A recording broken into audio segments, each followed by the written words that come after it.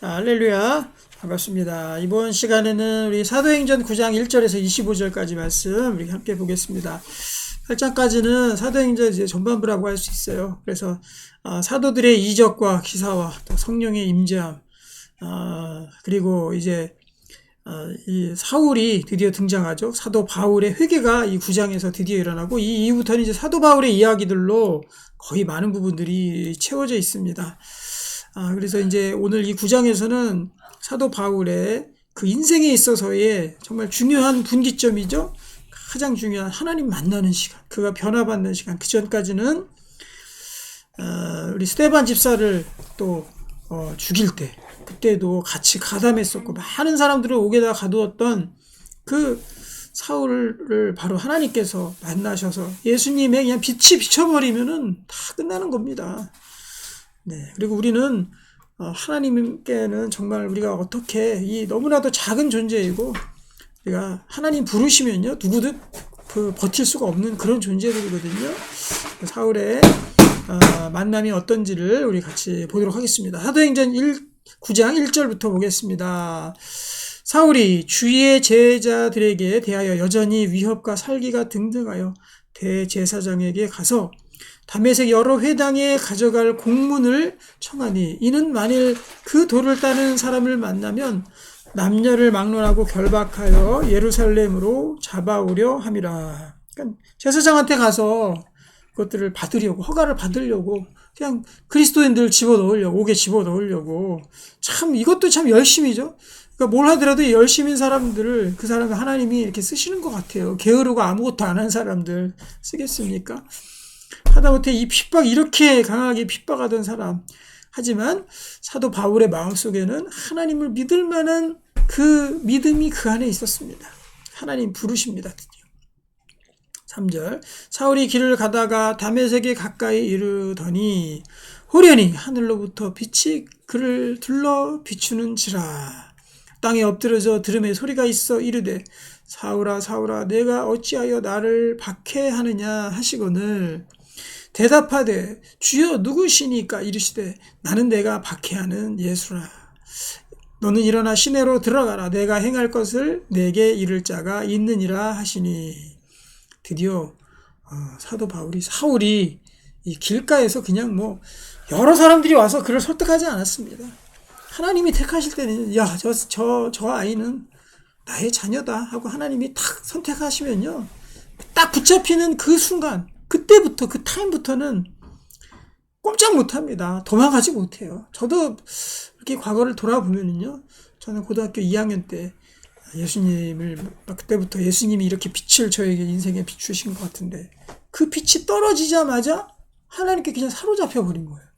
그 전까지는 뭐 아무리 누가 와서 얘기해도 들어오지도 않고 뭐 예배 시간에 애들이랑 떠들고 고등학생 때죠. 그리고 뭐 중요한 뭐 교회 잔치나 있을 때 이럴 때나 가고 안 갔거든요. 그런데 하나님이 그 타임이죠. 순간 타임 하나만 탁 붙잡기 시작하면 거기서 빠져나갈 수 있는 사람은 아무도 없습니다. 그래서 우리 그렇게 기도해야 되겠죠. 그리고 우리와 같이 함께 양육받았던 우리 그 자매 중에 한 사람도 갑자기 그 인생 잘 살다가 아기 낳고 나서 갑자기 하나님이 믿어지고 그래서 같이 와서 성경 공부하고 이런 일들이 생겼잖아요. 그래서 그때부터 그 빛이 호련히 하늘로부터 그 사람에게 빛이 콱 비치니까 마음이 그냥 빼앗겨지는 거죠. 하나님께로 빼앗겨지는 거죠. 하나님께 사로잡힌, 그때부터 하나님께 사로잡히는 겁니다. 그것이 있어야 되겠죠. 아직까지 이런 것들이 없는 분들 아마 없으리라고 예수님 제대로 믿고 있는 사람 중에는 없으리라고 생각해요. 믿음이 안 생기거나 못 믿는 사람, 아직 안 믿는 사람, 그런 분들은 있을 수 있겠죠. 하지만 예수님 제대로 믿는 사람들에게 누구나 다 동일해요. 바울만 이런 현상이 있었던 거 아니거든요. 누구든지 다 하나님의 자녀다. 그러면 어느 순간부터 하나님께 마음이 뺏겨지는 겁니다. 그렇게 믿어야 되는 거예요. 아직까지 이런 것들을 경험하지 못했다, 모르겠다 하는 사람들은 기도해야 되겠죠. 하나님 저의 마음 사로잡아 주시고 주님 만날 수 있게 해주십시오. 주님의 얼굴을 찾으면 누구든지 나를 찾는 자 나를 만나리라 이렇게 말씀하셨습니다. 그냥 이것이 뭐 호련히 뭐 어떤 기적적인 그러한 현상으로 우리가 눈 뒤집어지고 거품 흘리다가 주님 만나고 이러는 게 아니에요. 하나님께서 선택하신 그 순간부터 우리 하나님 만날 수 있고 우리가 사로잡힌다는 거죠. 바울이 이때 이 이후로부터 어떻게 다른 일 한 그런 부분들이 성경에 나와 있지 않아요. 뭐 타락하거나 어디로 딴 데로 가거나 믿음이 약해지거나 그런 부분 별로 없습니다. 딱 사로잡히니까 이때부터 그냥 하나님의 자녀가 된 겁니다. 이때부터 하나님 위해서 살고 하나님 나라를 위해서 사는 사람으로 완전히 바뀌어지게 된 겁니다. 저도 과거를 돌아보면 비슷한 것 같아요. 그때부터 하나님이 선택한 그때부터 하늘에서 오르니 빛이 비치기 시작한 그때부터 내가 하나님과 동행하는 사람이 되고 하나님 자녀가 되고 하나님 나라를 위해서 일하는 사람이 되고 하나님과 딱 붙잡혀서 하나님과 함께 가는 그런 삶이 된다는 거죠. 나를 찾으라. 그러면 나를 만날 것이다. 이거 꼭 기억하시고 우리가 바울이랑 누구든지 다 똑같아. 사도 바울은 특별히 하나님 만났다고 생각하면 안 됩니다. 우리는 복음을 통해서 성령을 통해서 여전히 우리가 바울이 만난 것 같이 우리도 하늘로부터 그 빛, 우리를 사로잡는 그 성령의 역사 그걸 동일하게 믿게 된다는 거예요. 바울이 이제 엎드려졌죠. 그 다음에 7절 같이 보겠습니다. 같이 가던 사람들은 소리만 듣고 아무도 보지 못하여 말을 못하고 서 있더라. 그렇죠? 아무 사람에게나 이것이 보이는 게 아니죠. 하나님의 택한 사람 그리고 성령이 임해야 주님을 알아보는 겁니다. 그렇죠? 이 엠마오로 가는 두 제자 예수님 보지만 알아보지 못했어요. 떡이 들어가는 순간 그때 딱 눈이 밝아져서 알아봤거든요. 같이 가던 많은 군중들이 있었지만 그 사람들은 소리만 듣고 뭐 천둥 소리냐 뭐 이렇게 얘기했죠. 그리고 보지 못했습니다. 바울만 본 거예요. 어마어마한 빛을 본 거죠. 8절 사울이 땅에서 일어나 눈은 떴으나 아무것도 보지 못하고 사람의 손에 끌려 다메섹으로 들어가서 그 눈이 그냥 그 순간 멀어버렸습니다. 이거 뭐를 뜻할까요? 이것이 우리가 예수님 만나고 좀 이런 충격적인 변화가 있었나요? 아니면은 나도 모르게 그냥 예수님 믿어진 건가요? 그럴 수도 있겠죠. 네, 저는 뭐 두 가지 다 있다고 생각합니다. 나도 자연스럽게 나도 모르게 주님 만나는 사람이 예수님 믿어진 사람도 있을 테고 되게 극적으로 하나님 만난 사람도 있을 테고 그렇잖아요. 그런데 예수님을 제대로 만나게 되면은요. 괜찮아요. 예수님 제대로 만나게 되면은 이런 인생에 있어서 충격적인 일이 일어나는 거죠. 일단 내가 하던 일상생활이 갑자기 이렇게 눈이 머는 것처럼 일상생활이 정지가 돼요. 저는 그랬던 것 같고 제 이렇게 주변을 봐도 그런 사람들이 많았던 것 같습니다. 하나님 만나고 예수님 만나게 되면요, 그 일상생활이 굉장히 충격이 일어나요. 일상생활에 그냥 잘 살던 일상이 흔들려버리고 때로는 어떠한 일도 못하게 되고 공부도 못하게 되고 이런 일이 생기는 거죠. 그 예수님 만나면 당연히 그렇겠죠. 그동안 내가 하나님 없는 것처럼 그렇게 살다가 하나님 없이 그냥 나 혼자 그냥 이렇게 사는 인생인 줄 알았더니 웬걸 하나님이 이 세상을 지으시고 그 하나님이 나를 위해서 예수님을 보내시고 십자가에 돌아가시고 내가 구원을 받고 영생이 있고 천국이 있고 이거는 말이죠. 뭐 어마어마한 변화입니다. 인생에 있어 최대의 변화죠. 많은 변화들이 인생에 있겠지만 뭐 대학교 진학 때도 인생의 변화가 있을 테고 또 뭐 취업 할 때도 인생의 변화가 있을 테고 결혼할 때도 엄청난 변화가 있잖아요. 자녀가 태어날 때도 그렇고. 하지만 가장 큰 변화는 예수님 믿는 그 시간의 변화입니다. 그렇기 때문에 그냥 예수님 믿었어 하고 아무 변화가 없는 건 오히려 더 이상한 거예요. 바울처럼 눈까지 그냥 멀어서 눈도 안 보여. 과거에 내가 죽은 거죠. 내가 보던 것들이 다 사라진다는 의미죠. 그리고 바울에게 하나님께서 쓰실 엄청나게 큰 그릇이기 때문에 이런 충격요법을 하나님 주신 것 같아요. 그래서 네가 여태까지 본 거 그래 네가 눈을 떠서 한번 봐라. 보이는 것이 있느냐? 아니요, 없습니다. 3박 4일 동안 뭐 했겠습니까? 엄청난 충격 속에서 기도하지 않았겠습니까? 하나님 도대체 누구십니까? 내가 그동안 그렇게 핍박하던 예수님이 당신이 이렇게 살아계셨다니 저에게 얼마나 큰 충격. 그래 네가 눈을 떠봐라. 네 눈으로 볼 수 있느냐? 네 열심으로 다녀보아라. 네가 할 수 있는 것이 있느냐? 아무것도 없지 않느냐 하고 그동안에 살아왔던 나의 힘, 나의 능력, 내가 볼 수 있는 거, 할 수 있는 거, 말할 수 있는 거, 내 능력들 이거 하나님이 완전히 다 잘라버린 거죠. 눈을 못 뜨게 함으로 말미암아서 완전히 잘라서 그것들을 없애버리고 이제는 내가 보여주는 거, 내가 보여줄 때만 넌 볼 수 있다. 내가 너 눈 하나 못 보니까 사람의 손에 이끌려가지고 장님돼가지고 이끌려가는 그렇게 연약한 존재가 아니냐. 네가 뭐 잘났다고 그렇게 돌아다니냐. 하나님이 눈 하나 못 뜨게 하니까 아무것도 못하면서. 사도 바울은 하나님의 그 크심을 우리가 사울이 보게 된 거죠. 그래서 하나님만 전적으로 의지하고 갈 수 있도록 한 방에 하나님께서 이렇게 사울에게 가르쳐 주신 겁니다. 그러면 하나님 믿지 아니하고 지금도 자기 힘으로 잘났다고 사는 사람들 있잖아요. 하나님 부인하고. 네. 그 사람들은 뭐예요? 예를 들면은 다리 하나만 못 써도 아무것도 못 합니다. 손 하나만 못 써도요. 세수부터 뭐 양치질 하는 것부터 머리 감는 것부터 아무것도 못 해요. 그죠? 이빨 하나만 어디 아파 보십시오. 먹지도 못해요. 그리고 뭐 여기 심지어 가장 중요한 우리 뭐 육체 중에서 10분의 9나 차지한다는 눈이잖아요. 눈. 예? 눈을 그 가장 중요한 지체 중에서 가장 중요한 눈을 못 뜨게 해보니까 아무것도 못 차지 않습니까? 그런데 눈이 아니라 발가락 하나만 어떻게 상해 보십시오. 잘 걸어다니지 못하고요. 아무것도 못합니다. 그리고 소화 한번 안 돼 보십시오. 먹지도 못하고 일상생활 불가능해요. 우리 육체 지체 중에서 단 하나만 고장이 나도 아무것도 거의 상당수 많은 부분들을 잘 못합니다. 그런데 바울은 눈을 멀게 하셨습니다. 그래서 우리의 속에 있었던 아집, 고집, 능력, 내가 의지하고 싹 뽑아내버린 것인 거죠. 그 경험이 필요하다는 거죠. 그래서 어떻게 보면은 예수 믿고 나서 내 능력이 상실되는 것을 한번 경험해 보는 것도 굉장히 중요한 것 같아요. 그냥 뭐 잘 살아왔는데 예수 믿고 계속 잘 살고 뭐 아무 변화 별로 없고 이거보다는 예수 믿고 나서 내 능력의 상실을 한번 경험해 보는 게 중요한 거죠. 그런 사람들이 하나님을 온전하게 믿게 됩니다. 내가 능력도 다 없어져 버리고 그리고 내가 또 어떤 병이 생길 수도 있는 거고. 저는 참고로 예수 믿고 난 다음에 우울증이 왔었어요. 그래가지고 아무것도 못했어요. 한 몇 년 동안. 그런 경험을 했거든요, 저는. 그래서 하나님을 오히려 더 깊이 있게 만나는 그런 시간을 가졌었습니다. 그것들이 지금 생각해보면 신앙을 성장시키고 발전시키고 정말 하나님의 그 사람으로 만들어주시는 하나님의 그 통로가 됐다는 거죠. 그래서 지금 예수 믿고 나서 고난 속에 있으신 분들 혹시 있습니까?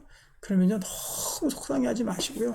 하나님이 나의 믿음 지켜주시려고, 나의 믿음 더 키워주시려고. 지금은 잘 사는 게 문제가 아니라 믿음이 문제이거든요, 믿음이. 그쵸. 오카노 목사님 좀 전에 설교도 그랬잖아요. 오카노 목사님 옛날 믿음이 약하냐 강하냐 이게 문제가 아니라 진짜냐 가짜냐가 중요하다 그랬잖아요. 그 진짜 믿음 만들어 주려고 하나님이 하시는 거죠. 더 강하게 또 물론 필요하지만 강한 것이 문제가 아니라 이것이 아니면 고난이 아니면 내가 당하는 이 일이 아니면 내가 어떻게 될지 누가 알아요. 하나님 그 필요하니까 주시겠단 말이에요. 그것을 통해서 인생이 남들보다는 좀 찌질하게 보이고 잘 못 살게 보이고 또 어려운 길처럼 보이는 그 길을 이렇게 갈지라도 하나님이 바울의 눈을 멀게 한 것처럼 우리의 능력을 뺏어감을 통해서 하나님만 의지하고 갈 수 있게끔 온전한 믿음의 사람으로 더 사랑하시니까 더 사랑하는 의인에게 더 고난을 하나님께서 주시는 겁니다. 그 세상 사람들이 이게 모르죠. 그러니까 예수 믿었는데 왜 이렇게 고난이 끝이지 않고 왜 이렇게 못 살아? 뭐 이런 소리 하는 거죠. 그 인생에 중요한 건 잘 사는 게 아니라 진짜 믿음이 중요하기 때문에 하나님이 그런 것들을 허락하신다.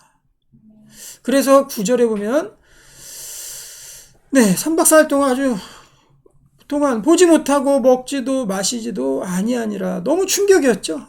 눈까지 멀어버렸어. 이거 완전히 인생의 극적인 변화입니다. 그래서 아마도 금식을 했던 것 같아요. 지금 음식도 지금 내가 이 상황에서 어떻게 음식을 먹겠냐. 먹지도 마시지도 않는다. 10절 그때 다메섹에 아나니아라 하는 제자가 있더니 주께서 환상 중에 불러 이르시되 아나니아야 하시거늘 대답하되 주여 내가 여기 있나 하니 주께서 이르시되 일어나 집 가라 하는 거리로 가서 유다의 집에서 다섯 사람 사울이라는 사람을 찾으라. 그가 기도하는 중이니라. 하나님이 도울 사람을 붙여주십니다. 가르쳐줄 사람을 붙여주십니다. 항상 하나님께서 기도하는 중에 하나님께서 우리에게 필요한 사람들을 이렇게 붙여주십니다. 그것을 통해서 우리가 회복되고 다시금 하나님의 능력으로 서게 되는 그런 귀한 그 도구가 된다는 거죠. 그것이 바로 아나니아라는 제자였어요. 아나니아랑 삽비라 그 사람은 아닙니다. 제자라는 사람 동명이인이죠. 그가 아나니아라는 사람이 들어와서 자기에게 안수하여 다시 보게 되는 것을 보았느니라 하시거늘 아나니아가 대답하되 주여 이 사람에 대하여 내가 여러 사람에게 듣사온즉 그가 예루살렘에서 주의 성도에게 적지 않은 해를 끼쳤다 하더니 아나니아도 알고 있는 거 소문이 워낙 하다 하니까는 아니 그 사람에게 제가 어떻게 갑니까? 라고 이렇게 하나님께 질문한 거죠. 여기서도 주의 이름을 부르는 모든 사람을 결박할 권한을 대제사장들에게서 받았나이다 하거든요. 그러니까 대제사장 아까 그 권한 받고 가던 도중에 이 일을 당한 거잖아요. 그것까지도 알고 있는 거예요. 아나니아가 그 권한을 결박할 권한이 있어야지 대제사장으로부터 받아야지 결박할 수 있으니까 허가 받고 이제 하는 거죠. 자기가 뭐 형사인가 가는 도중에 당한 겁니다. 주께서 이르되 가라 이 사람은 내 이름을 이방인과 임금들과 이스라엘 자손들에게 전하기 위하여 택한 나의 그릇이다. 내 그릇이다. 내 사랑하는 내가 쓸 그릇이다. 내 사랑하는 일꾼이다. 가라 하고 말씀하실 겁니다. 야, 하나님이 우리에게 나에게 이러한 고백을 하신다면 얼마나 기분이 좋을까. 내가 누구야? 내 이름 한번 불러보십시오. 자기 이름. 누구야? 장규야. 너는 같이 한번 따라합시다. 너는 나를 위하여 택한 나의 그릇이다. 나의 그릇이다. 이런 고백을 나에게 해주신다면 내가 얼마나 영광이 되겠습니까? 그렇죠. 아나니아도 아마 시기가 났을 수도 있을 거예요. 놀랬을 거예요. 야, 저 사울이 저 기세가 등등한 사울이 하나님이 택한 그릇이라고? 이야, 대단하구나. 16절 그가 내 이름을 위하여 얼마나 고난을 받아야 할 것을 내가 그에게 보이리라 하시니 고난은 주를 위한 고난은 억지로 당하는 겁니까? 자발적인 고난입니까? 자발적인 고난이죠. 하나님의 일은요 단 하나도 돈이 끼어들어서는 안 돼요. 대가가 끼어들어서는 안 됩니다. 다 자발적인 일이에요. 이 고난 사도 바울이 고난 너는 이제부터 나를 위해서 고난을 받으라 해가지고 고난 받은 겁니까? 아니면 내가 하나님께서 주신 것이 너무나도 많기 때문에 내가 스스로 하나님의 남은 고난을 예수 그리스도의 남은 고난을 내 육체에 채운다고 그렇게 고백했잖아요. 이거는 이 고난은 우리가 앞으로 살아갈 때 예수 제대로 믿고 만난 사람은요 그 나머지 인생이 바로 예수님의 남은 고난을 채우는 그 시간들이 된다는 거죠. 그것은 100% 자발적인 겁니다. 하나님이 나를 위해서 해주신 그 은혜가 너무 커서 내가 고난을 내 스스로 내 육체에 채우고 내가 자발적으로 거기에 동참하게 되는 거죠. 절대로 남이 시키는 것이 아니고 돈 받고 하는 것도 아닙니다.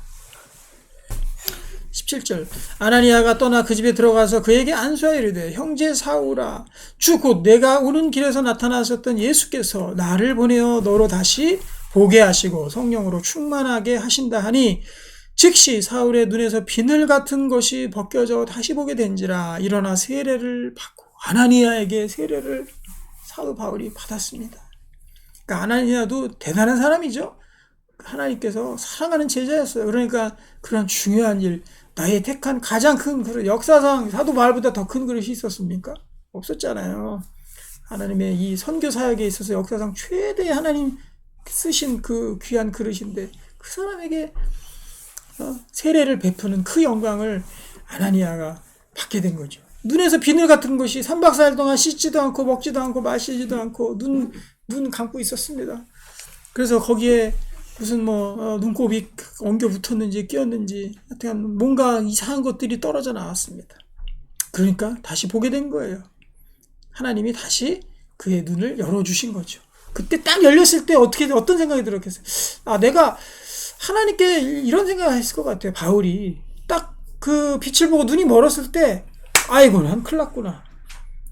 하나님이 그렇게 내가 사람 죽이고 핍박해가지고 하나님이 드디어 나를 눈도 멀게 하고 병신을 만드시는 나는 이제 죽었구나. 하나님의 벌로 알았겠습니까?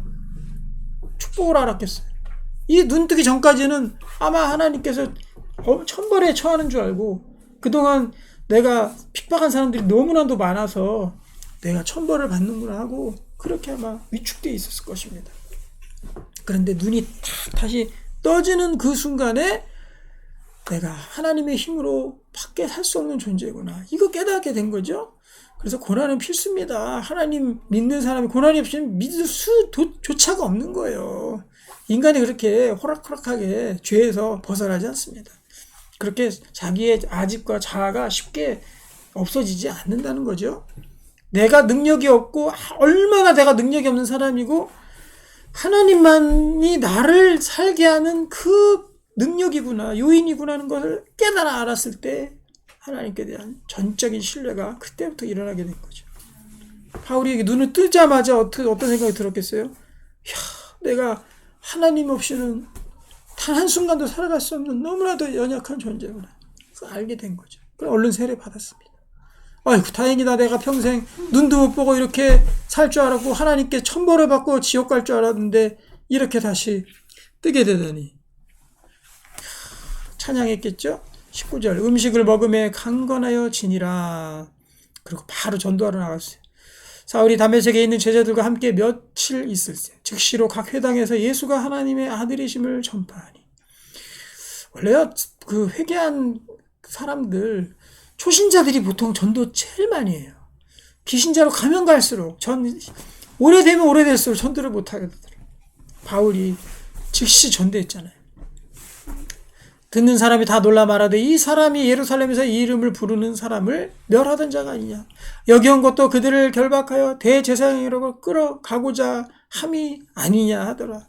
참 이 대제사장도 참 영적인 눈이 너무 어두웠던 거죠. 그 일에 같이 동참하고 계속 잡아들이고 있었으니 사울은 힘을 더 얻어 예수를 그리스도라 증언하여 다메섹에 사는 유대인들을 당혹하게 했다.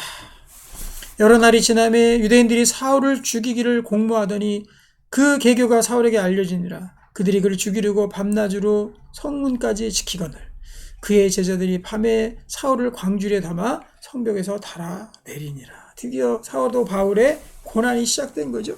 하지만 바울은 알았죠. 하나님이 정말 계시구나. 예수가 나를 위해서 죽으셨고 하나님 지금도 역사하고 살아계시는 분이구나. 내가 전해야 되겠구나. 알고 있었고요.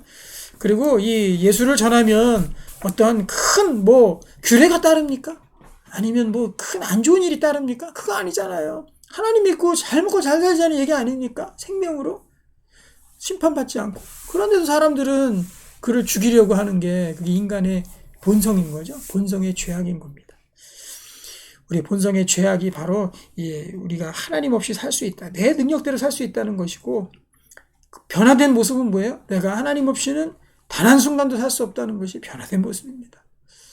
완전히 나의 능력을 부인하고 하나님께만 의지해서 살아가는 것이 바로 그리스도인의 온전한 신앙이라는 거예요. 그 신앙을 가지고 오늘도 하나님의 뜻대로 살아가는 여러분 되시기를 주님의 이름으로 축복합니다. 기도하겠습니다. 하나님 아버지 감사합니다. 우리에게 주신 하나님의 은혜, 그 은혜 때문에 우리의 어떠한 고난도 우리가 능히 달게 받고 참여할 수 있는 줄로 믿습니다. 하나님, 한순간도 주님 없이 살아갈 수 없는 나약한 이 육신을 가진 저희들 하나님 믿고 따라갈 수 있게 하시고 또 우리 사도 바울처럼 하나님의 복음에 증거함에 정말 참여하면은 우리의 목숨을 단 한순간도 귀한 것으로 여기지 아니하는 그 동일한 고백 속에 살아갈 수 있도록 인도해 주시옵소서. 예수님의 이름으로 기도하옵나이다. 아멘.